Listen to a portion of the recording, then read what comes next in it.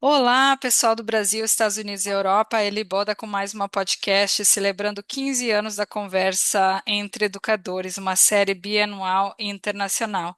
E hoje eu estou aqui com a professora Brenda. Tudo bem, professora Brenda? Tudo bem. Então é um prazer te receber aqui. A Brenda tem uma participação no nosso livro e ela vai falar um pouquinho mais, mas eu vou deixar primeiramente ela se apresentar para o pessoal de casa. Pode se apresentar, Brenda. Então, como a Eliane disse, meu nome é Brenda. Eu sou formada em magistério, sou pedagoga, neuropsicopedagoga e estou cursando atualmente mais três especializações em ABA, em autismo e em educação especial. Uau, três especializações ao mesmo tempo. Está trabalhando também? Sim, aham. Hoje eu trabalho numa clínica de desenvolvimento infantil aqui em Passo Fundo. Olha que legal. Já trabalhou em sala de aula, professora Brenda, ou é mais especializado trabalho? Mais em sala de aula, assim, se eu tivesse esse ano, eu faria 10 anos de educação infantil.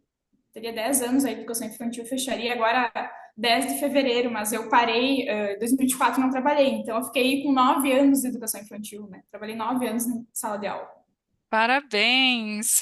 9 anos na educação infantil, às vezes é difícil. Eu trabalhei um ano e, né, bem, a Sim. gente tem que ter criatividade, tem que estar sempre inovando, né, se atualizando. Muito bem. E, professora Brenda, se alguém quiser te contactar ou marcar uma consulta na sua clínica, aonde que ela se localiza? Ela fica aqui em Passo Fundo, né? Na Chicuta. O nome da clínica é Sonhare.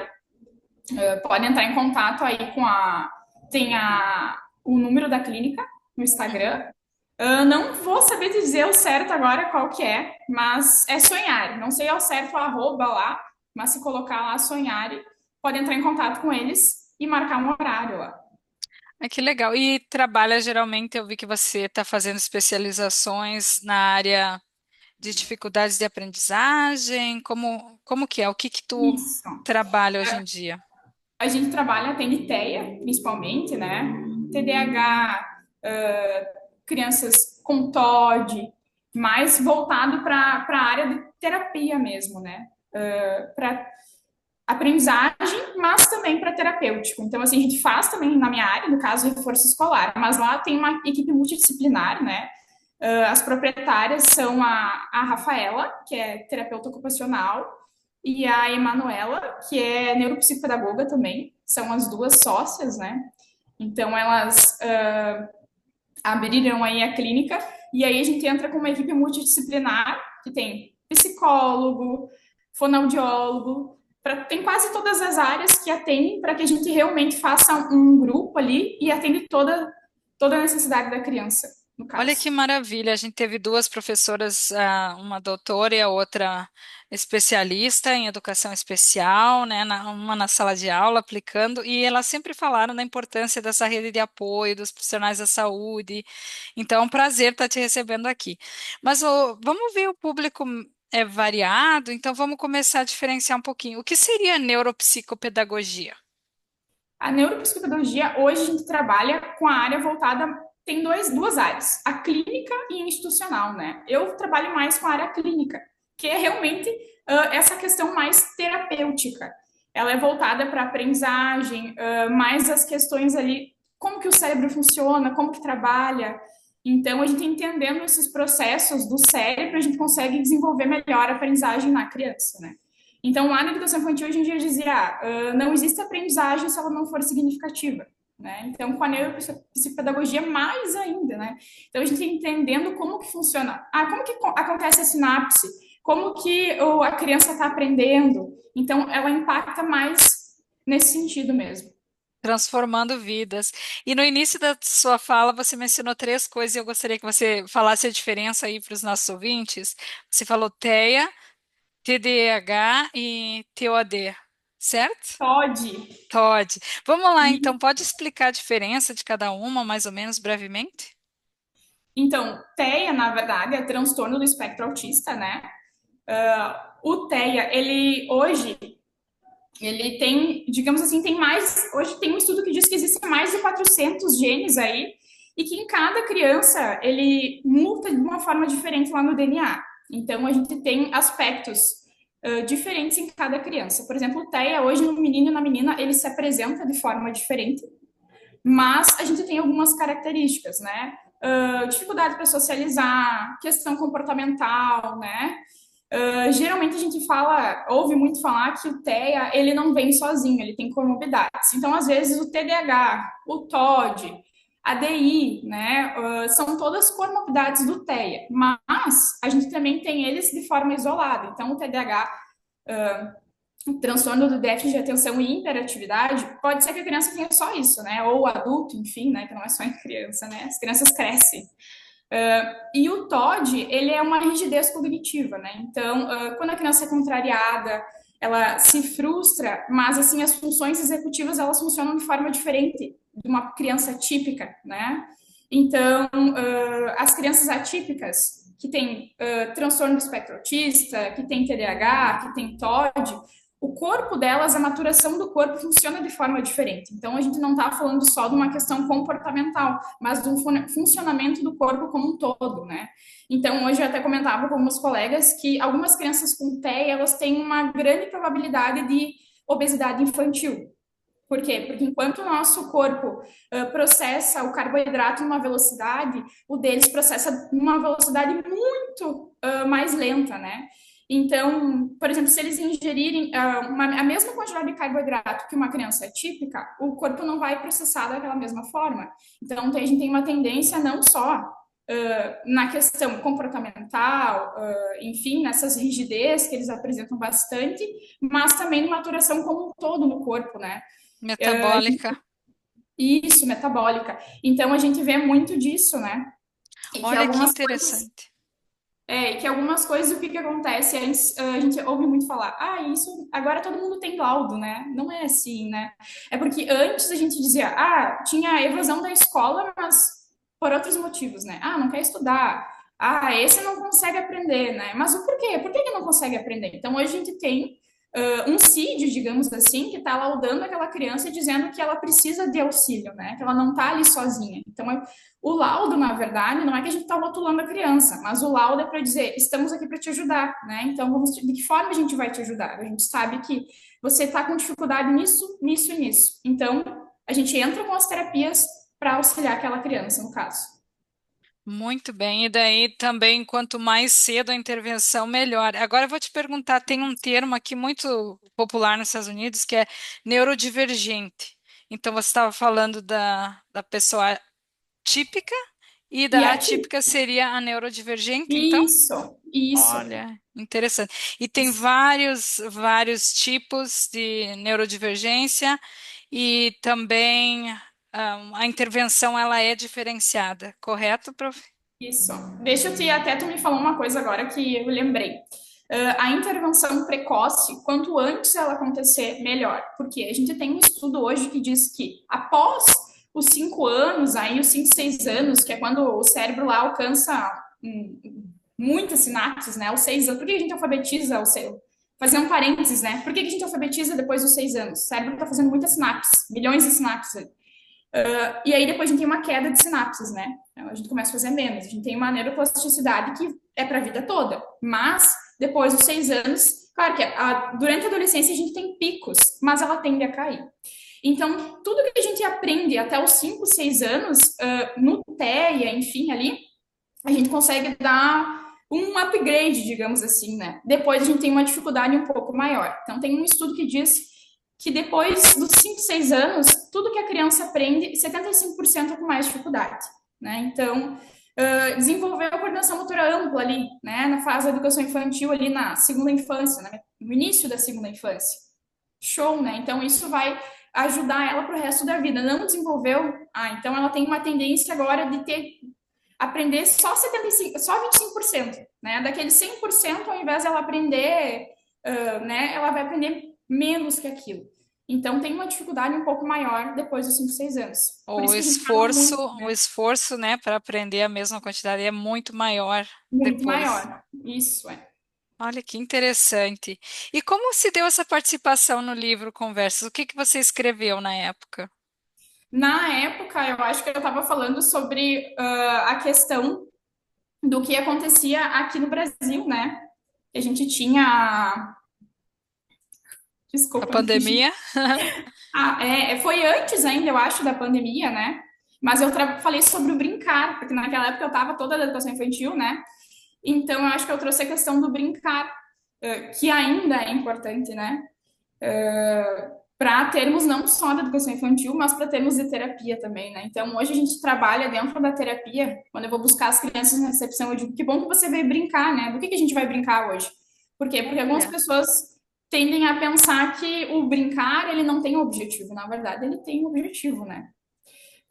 Então, que nem hoje, por exemplo, eu estava trabalhando com quebra-cabeça, né? Então, qual que é o objetivo do quebra-cabeça? É raciocínio lógico, né? Tem um lado do nosso cérebro que a gente desenvolve, se eu não me engano, agora é o esquerdo, me fugiu assim rapidamente, mas eu acredito que seja o esquerdo ali, se não me engano, né? Então, assim, tem várias questões, né? Então, antes a criança lá alfabetizar, ela precisa entender como que funciona o mundo, né? Então, essa questão que eu tinha trazido na época sobre o brincar, eu acredito que ainda seja bem relevante, né? muito relevante e o lúdico também. Aqui Isso na é. terapia, minhas filhas fazem É. terapia as três, juntas, pequenininhas, e elas sempre brincam. É uma brincadeira diferente, um quebra-cabeça, é um joguinho, ou até mesmo fazer pulseirinha. E nesse sentido, a terapeuta vai desenvolvendo o Com conteúdo certeza, o para elas. fazer pulseirinha é uma motricidade fina, né? Ela está trabalhando, porque a gente precisa disso depois para poder escrever, para poder manusear coisas, né? Senão a gente fica meio. Eu sou muito desastrada, né? Não tive educação infantil. Então, a coordenação motora ampla e a fina, para mim, é muita dificuldade, né? Claro que agora eu trabalhar isso, que nem eu disse antes, muito mais dificuldade de desenvolver, né? Essas habilidades. Bom Então, é que você pode trabalhar com seus alunos, seus pacientes é, juntos. Muito Muito legal. E o lúdico, ele sempre foi um tópico muito importante na educação em si, né? Especialmente sim. de pequenos, mas também de adultos. A gente cresce e esquece toda essa questão, né? E a gente tem hoje uma cultura aqui no Brasil de que a criança tem que sentar na cadeira, escrever, né? Tá lá 2, 3 aninhos, o bonito é isso, sentar na cadeira e escrever. Não é assim, né? A gente sabe que não é assim que funciona, né? Países desenvolvidos mostram, né, na prática que isso não funciona. Então a gente tem uma cultura muito ainda aqui de que isso é o que realmente seria bom, né? Então às vezes a gente conversa com algumas pessoas e eu ouço, mas lá na escola do fulano eles já fazem trabalhinho, né? E daí bota no diminutivo. Tá, fez trabalhinho, né? Então não é isso, né? Até uma escola que o Rafa tá agora, meu filho, né? Até ontem ele fez 1 ano. Ah, parabéns! Eu sou apaixonada pelaquela escola, né? Trabalhei lá. E aí, assim, eles trabalham bem exatamente no que eu acredito, né? Então, eu coloquei ele numa escola em que eu confio e no que eu acredito, que é, eles trabalham com rede temática. Não sei se tu já ouviu falar de rede temática. Já, quando eu ainda estava no Brasil, há muitos, muitos anos atrás, já estavam aparecendo as redes temáticas. Mas pode E explicar aí, para o nosso ouvinte. a rede temática, hoje a gente tem no Brasil, né, a BNCC, e a gente tem os componentes lá da BNCC. Agora eu não vou me lembrar de cor quais são todos eles, né? Mas dentro desses componentes a gente fala que tem cada elemento, né? Que é o Uhum. conhecer, o explorar, e tudo isso está voltado para a educação infantil. E essa rede temática é feita, por exemplo, a partir do interesse das crianças, né? Então eu vi que o dessa semana até que elas mandaram ali era por coração. Então alguma criança deve ter falado, né? E por meio disso elas fizeram uma rede temática ali, tudo, fizeram um planejamento. E foi enviado ali para a gente dar uma olhada, bem interessante. Então, a rede temática, a parte disso, né? A gente faz um planejamento, a gente chama de pedagogia de projetos também, né? A pedagogia de projetos, que ela é baseada no interesse das crianças. Não é que a gente não vai trabalhar os currículos, a gente trabalha os currículos, mas dentro daquele conteúdo que as crianças têm interesse, né? Então, quando eu estava lá na educação infantil, acho que até quando eu fiz a minha participação aí no livro, eu estava trabalhando com pedagogia de projetos. E aí eu lembro que eu tinha muitas joaninhas na escola, porque era uma escola com muita árvore, muito espaço, assim, um espaço muito bom, muito legal. E as crianças viam as joaninhas, né? Viam as joaninhas. E aí aquilo começou. ter um interesse. Então a gente foi estudar, fazer uma pesquisa sobre as joaninhas. E aí, qual que é o tempo que isso vai levar? O tempo que for necessário, né? Então a gente vai fazendo conforme vão surgindo as perguntas, né? Então, assim, no final, eu lembro que eu tenho um vídeo que eu tinha até no Instagram, agora eu não tenho mais aquele Instagram, mas uma hora eu vou postar de novo ali, que era de uma aluna falando, explicando, né, os ovinhos da joaninha, o que que acontecia, né? Então, assim, as joaninhas colocaram ovinhos, eles foram lá com a lupa, olharam. Foi um projeto muito legal, assim, muito Muito bonito, legal. né? Então, eu tenho certeza que essas crianças, com certeza, nunca mais vão esquecer disso, porque realmente foi significativo, né? Até eu vou Então, lembrar da Joaninha daqui para frente. Quando eu estava no Brasil, isso há 17 anos atrás, trabalhando, não, 18 anos atrás, trabalhando no Arnold Kill, com crianças também, eu acho quinta série, quarta série, mas mais as séries finais também. E a gente fez um trabalho temático. Então, várias disciplinas, a temática era a água, então o professor de matemática ajudava a calcular a evasão, olhava, né, a questão da conta da água. A gente ia da biologia ir no rio, olhar o que que a água tinha, né, o que os bichinhos, que era o habitat, a protogeografia ajudava a mapear. Então é muito interessante. E é uma coisa que a gente não esquece, né? Anos é, depois. anos depois. Até aconteceu, eu tinha feito outro projeto também, que era o que há além das nuvens, né? Que as crianças deitavam no pátio assim e viam as. Tá, mas o que que tem depois das nuvens, né? E a gente trabalhou planetas. E aí eu lembro que uma mãe, a gente fez até uma noite de observação da Lua, foi comprado um telescópio e tudo mais, e aí no final Nossa. do ano, uma mãe que também era pro, ela disse, olha, eu vejo alunos lá na escola de quinto ano que não têm esse conhecimento que o meu filho adquiriu aqui, sobre os planetas, né? E isso tudo é muito gratificante, porque a gente sabe que realmente aquilo que a gente está fazendo é significativo, né? Tem um retorno e vai ficar marcado naquelas crianças para sempre, né? Com certeza. Talvez eles não lembrem de tudo, né? Mas a gente plantou aquela sementinha ali e com certeza é muito melhor do que se tivesse sentado lá pintando um planeta, né? Hum, Que legal. Ahn, Sobre assim as questões da neurodivergência, assim, a gente falou um pouquinho da pedagogia dos projetos que ajuda, né, e também a temática. Quais seriam as dificuldades maiores no dia de hoje no Brasil, assim? Olha, eu acho que primeiro o preconceito, né? Aqui no Brasil, o preconceito, assim. O que a gente escuta muito é, que nem eu te disse, agora todo mundo tem laudo, né? Uhum, E esse eu acho que hoje seria um dos maiores, assim, a educação também. Até quando eu fiz meu TCC, eu fiz sobre a educação inclusiva na perspectiva da educação especial, né? E aí abordando as leis que a gente tem aqui no Brasil. A gente tem, assim, se a gente pegar a Constituição lá de 88, né? Que foi feito lá, que é uhum. antiga, né? Já tem muitas leis, né? Depois foi mudado algumas e tudo mais. Mas a gente tem inúmeras leis que defendem as crianças da educação especial e que não ocorrem, né? Então a gente vê que nem turmas aí com 20 alunos sem monitor, né? Que a pro ali precisa de um auxílio, né? Porque o que Uhum. acontece? Aquela criança, ela precisa ter o mesmo conteúdo, mas de forma adaptada, né? Então, que nem às vezes a gente tem ali questões de que não consegue ficar sentado, não tem tempo de permanência, e aí como que a pro, né, sozinha vai dar conta de tudo, né? Então é complicado, né? Então essa questão de não ter monitor e se tem, às vezes eles não têm qualificação para isso, né? Que a culpa não é deles, né? Porque o que que Uhum. o estado e o município, enfim, os órgãos responsáveis fazem? Eles pegam pessoas que estão iniciando na graduação ou no curso técnico do magistério e aí colocam lá trabalhar com essas crianças que não têm qualificação, não têm, não compreendem, não sabem de que forma agir. E aí a gente tem um efeito contrário, em vez de auxiliar, acaba prejudicando, né? Ah, sim, Infelizmente isso que pena. acontece às vezes, né? Mas o Então, Brasil, a legislação, como você falou, desculpa, Brenda, é muito bonita, né? A legislação do Brasil é uma das melhores do mundo, tanto na questão ambiental como na educação e tudo mais, mas implementar é muito difícil. A diferença é que nos Estados Unidos a gente não tem inclusão. Geralmente o aluno que tem alguma necessidade, vai para uma turma especial, ou os pais fazem o homeschooling. de casa, então não tem essa integração, perde essa socialização. Mas outra coisa interessante, você falou da monitora, né? Aqui todas as salas de aula, todas têm dois professores, um titular e o assistente. Então isso também ajuda muito, mesmo que a pessoa não seja tão Sim. qualificada. Aqui o que que a gente tem aqui é as APAES, né?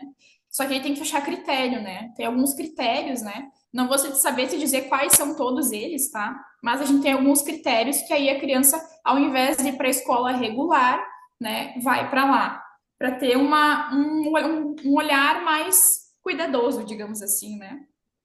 Um acompanhamento e, né? Isso, um acompanhamento pleno.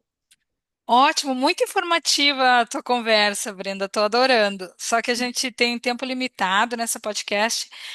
A professora Brenda deixou o contato dela, onde ela está atuando atualmente. E se fosse deixar uma mensagem final para quem está te escutando agora, qual seria? Eu acho que primeiro a gente tem que não não perder as esperanças da educação no Brasil, né? Porque a gente precisa acreditar de que a educação vai melhorar, né? E se a gente puder fazer parte disso, melhor ainda, né? Como um todo, né? Não precisa ser professor, a sociedade como um todo, se puder valorizar a educação, a gente pode mudar de repente o Brasil inteiro, né? Olha que linda mensagem. E alguma coisa que os pais, assim, tá? O professor, tá? A gente falou da escola, ah, da profissional que pode ajudar na escola, a monitora. E o que, que os pais podem fazer em casa nesse sentido, né? Orientar seus filhos ou fazer algumas porque geralmente, às vezes, os pais ficam nervosos, você, né, dá um pejorativo, você não consegue aprender ou algo assim, né? Qual seria a recomendação para os pais que estão te ouvindo também? Tu diz para as crianças atípicas ou no geral como um todo? No geral da educação, né? E depois para os pais de crianças atípicas também. A gente sabe que eles são fortes e para não perder a esperança, mas o que que os pais, como os pais podem se engajar para uma melhor qualidade de educação para que essa criança tenha todas as oportunidades de se desenvolver? Olha, eu acredito assim que a gente hoje aqui a gente está com a cidade educadora, né? E aí a cidade educadora, na verdade, que está sendo estabelecida aqui no Brasil, várias cidades educadoras, que é um modelo que não é daqui, né? Que está sendo um conceito que está sendo se apropriado, né? E a gente vê que as pessoas realmente estão iniciando isso. Então, como um todo, no geral, a gente perceber o mundo como a educação, né? Então, desde o princípio de, dentro da escola, compreender as questões no sentido de que o outro tem o espaço dele, né? Então, como é que eu posso explicar isso, né? Deixa eu pensar, deixa eu Ter formular um aqui. pouco de empatia em Isso reconhecer as né? E a necessidades do gente vê, próximo. foi feito, aqui em Passo Fundo foi feito várias coisas, assim, e a gente vê que já tá pichado, que não tá bem cuidado, né? Então Hum, a educação, ela não é só a gramática, né? Ela não é só o letramento em si, ela é além disso, né? Então às vezes a gente vê as escolas lindas, maravilhosas, que não duram aí nem 2, 3 anos, né? Por conta de que não é cuidado, não é bem cuidado. Então, eu acho que a gente partindo daí, partindo do cuidado como um todo, do respeitar o outro, já seria bem importante, né? olha que legal, exatamente. Então, ah, primeiramente, cuidar, respeitar e a partir daí incluir, né? Sim. Muito bem, professora Brenda, muito obrigada. Foi maravilhosa nosso podcast. E quando sair o link, a gente vai entrar em contato. Pessoal de casa, uma boa noite para mim, a boa noite. A Brenda aí, boa noite também já. Obrigada, sim, boa noite também. Obrigada por me convidar, né? Fiquei muito feliz com o teu convite. Não sei se vão sair mais edições do livro ou não. É, esse ano, então, falando aí para o ouvinte no geral que não está familiarizado, a gente sempre faz uma série bianual, internacional, Europa, Estados Unidos, Brasil, nasceu em Passo Fundo, por isso a gente tem vários educadores de Passo Fundo apresentando. E esse ano que sairia uma nova edição, a gente decidiu fazer em forma de podcast para que o nosso público também conheça um pouquinho do que eles leram. Eles leem seu Sim. artigo e dizem, eu queria ouvir da professora Brenda, eu queria ouvir. Então a gente está fazendo uma conversa, mas provavelmente próximo ano a gente vai para uma edição como livro novamente. E está convidada, professora Brenda. Ai, obrigada. Fico Agora para feliz. falar de outros assuntos, né? De neuropsicopedagogia, neurodivergência. É, são Bom, vários. vários assuntos. Muito obrigada, pessoal, por escutar. Até a próxima podcast.